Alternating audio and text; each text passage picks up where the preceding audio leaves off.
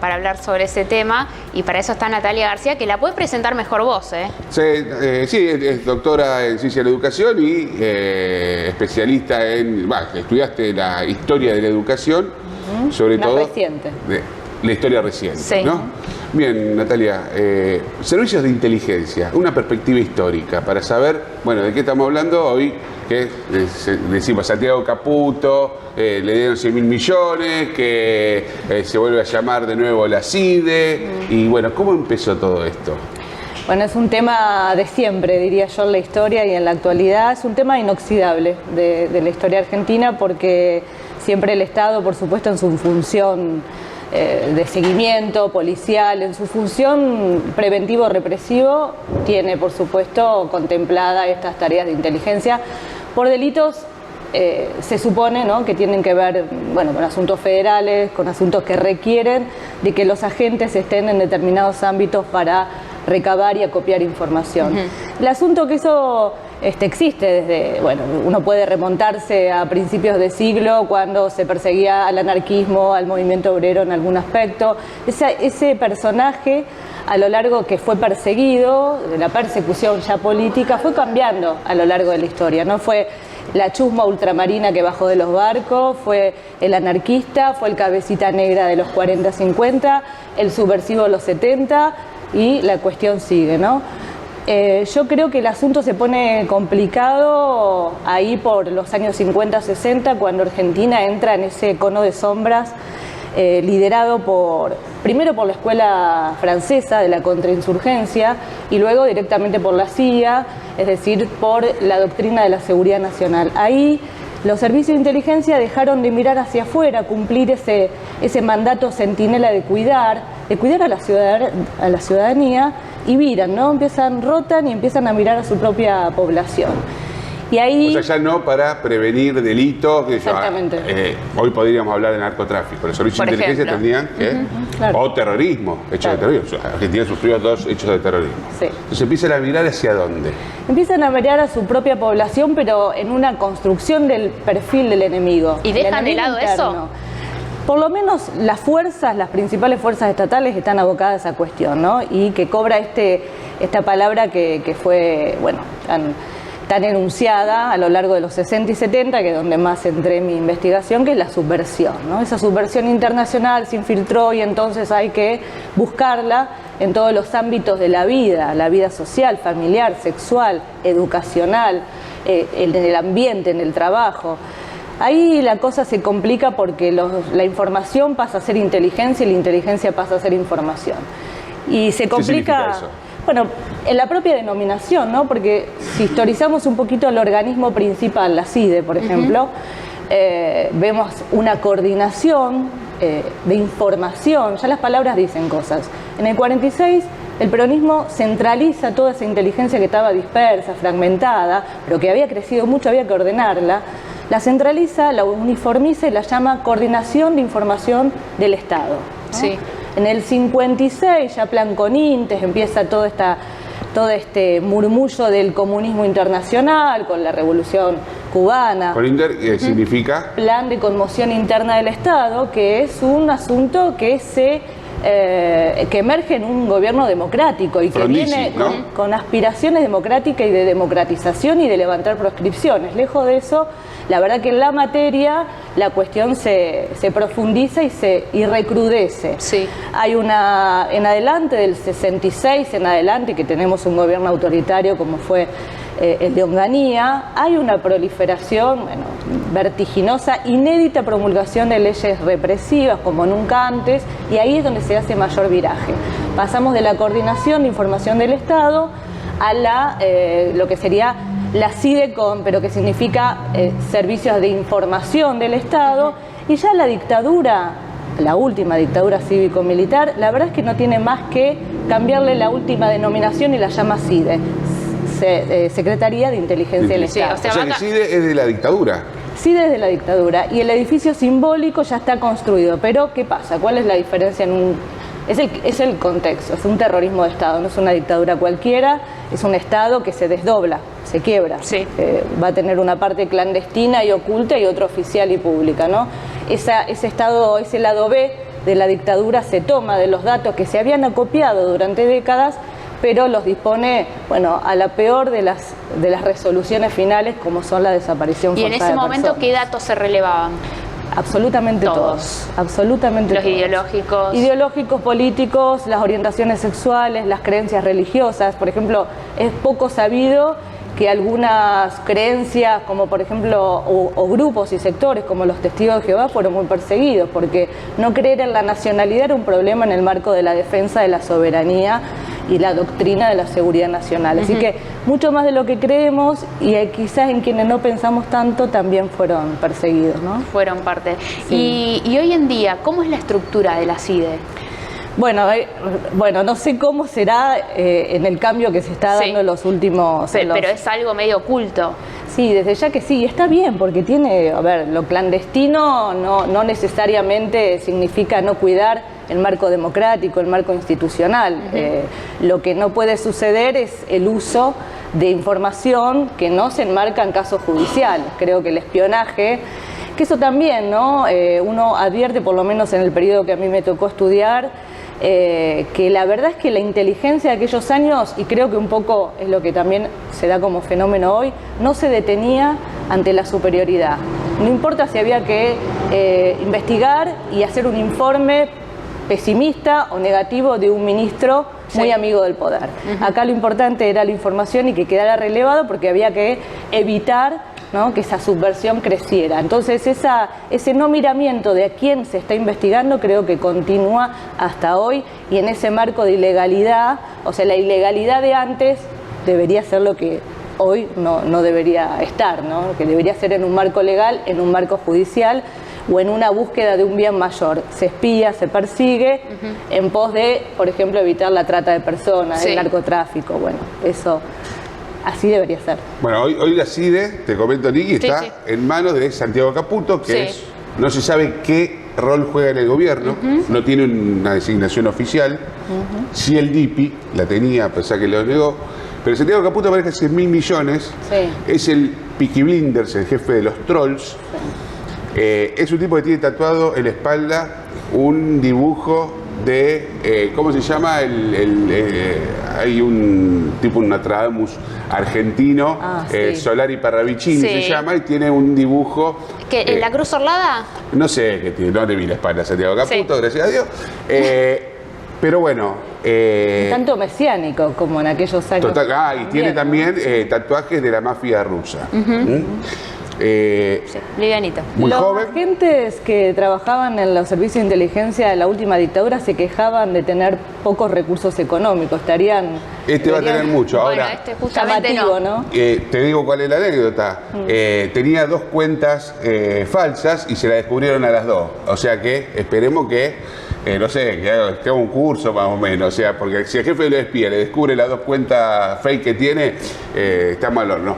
Natalia, la semana pasada vino al programa una concejala de La Libertad Avanza, habló sobre no entramos en detalle, la verdad no le pregunté, pero sobre una especie de línea o mail para denunciar, de parte de alumnos, de estudiantes de la universidad, denunciar adoctrinamiento en las aulas. Esto que mucha gente dice, no, los docentes adoctrinan, vos sos docente universitaria. Bueno, los docentes adoctrinan, y entonces, bueno, vos le mandas un mail y no me supo decir qué van a hacer con esos mails. El destino.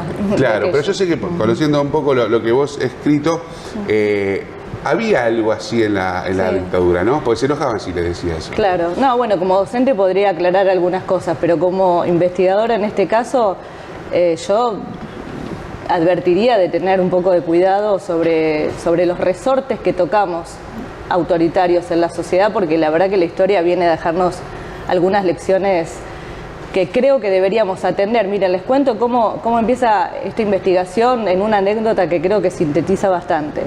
Estaba en el Archivo Provincial de la Memoria, que resguarda este fondo documental, que es de la DGI. La DGI es nuestra CIDE local, nuestra CIDE provincial, la Dirección General de Informaciones, se crea en el 66 y continúa hasta bien entrada la década del 90, digo, en plena democracia. Se la descubre en el 87, es de los pocos fondos que fue resguardado.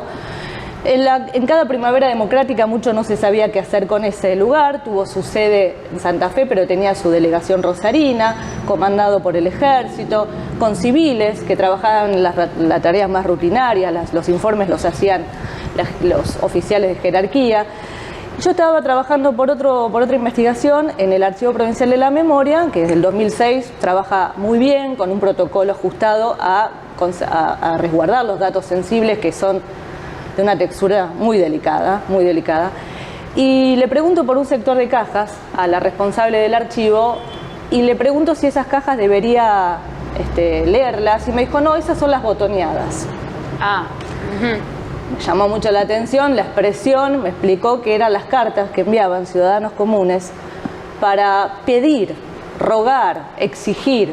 Hay matices, hay diferentes actitudes y discursos, pero finalmente solicitar que se iniciara la investigación de algún colega. Y como esas cajas estaban rotuladas como Ministerio de Educación y Cultura, en los años del durísimo Orlando Pérez Cobo, que capitaneó con mano de hierro todos estos asuntos. ¿De qué año fue? Él está del 76 hasta el 79. Estamos hablando ya de la dictadura. Ya de la dictadura, pero esto sucede a lo largo del 66, ya empiezan los espionajes. Uno ve ahí documentos que llaman mucho la atención y te generan diferentes sensaciones. Sí, los originales sí, después se dan las copias con los datos tachados, pero vigilar, seguir de cerca, espiar en su casa. Ver qué hace. Sí, a mano alzada Pérez Cobo dictaminaba y siempre ponía cosas como caído en combate, desaparecido, prescindir, no, afuera, ese tipo de expresiones. Digo esto de las botoneadas porque las cajas están así rubricadas, Ministerio de Educación y Cultura, porque en este caso se trataba de pedidos de maestros a sus directores, pedidos de estudiantes a otros estudiantes, de un presidente comunal a un directivo. Es decir, los cruces sociales son realmente muy diversos. Lo que proponía sí, y la verdad que fueron muy exitosos. Y si bien no tenían los recursos económicos, el presupuesto del que goza hoy Caputo, ellos se sirvieron de esa cuestión, de esa expresión social, de ese rumor. A veces el que denunciaba, recuerdo el padre que firma así, un padre que le hace copia de los... ¿Son anónimos? No todos. Pero podían... Sí. ¿Y los anónimos también corrían? Sí, también corrían. Todos los aportes de la ciudadanía fueron muy apreciados en las oficinas de la DGI. La única diferencia, el que era anónimo venía el sobre, tiene el sello de la Brigada de Explosivo, porque primero era verificado que no fuera otra cosa más que una carta. Sí. Pero todos fueron muy apreciados y la falta de recursos se suplió con ese recurso que fue la colaboración civil. Y alguno de esas cartas que le entrego mi cuaderno para que vea como prueba el nivel de subversión de la maestra. A veces era eso, a veces era quedarse, asentar un rumor o un inicio de información, inicio de indagación para ver la moralidad del docente o el patriotismo del docente. La verdad que detrás de eso había quizás y le quito el quizás y con seguridad, quedarse con el cargo, asuntos más banales estaban en juego detrás de esa denuncia. Lo que quiero decir que muchas veces esa denuncia... O sea, perdón, se le acusaba a alguien, me parece que está metido en actividades políticas ilícitas, pero era porque yo me quería quedar con el cargo. Exactamente, sí. O porque, problemas personales. Ajuste de cuentas, ajustes personales, diferentes cuestiones que realmente... ¿Y todo se llevaba al lado de la transgresión ideológica? No todo. Todo causante era político. Causante es el nombre del que queda dentro de algún informe de inteligencia, ¿no? Todo causante es político, pero la política o lo político no solo es causa de investigación. Asuntos, como digo, realmente diversos.